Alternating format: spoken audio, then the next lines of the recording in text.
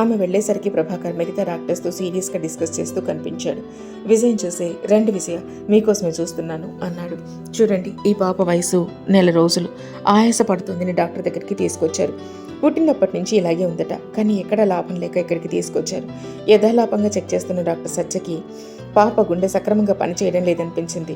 సందేహ నివృత్తి కోసం పాపని నా దగ్గరికి తీసుకొచ్చారు. పాపను పరిశీలించాక సత్యంగా ఊహించింది కరెక్టే అనిపించింది. ఎందుకైనా మంచిదని స్కానింగ్, ఈసీజీ ఎక్సెట్రా అన్నీ తీయించాం.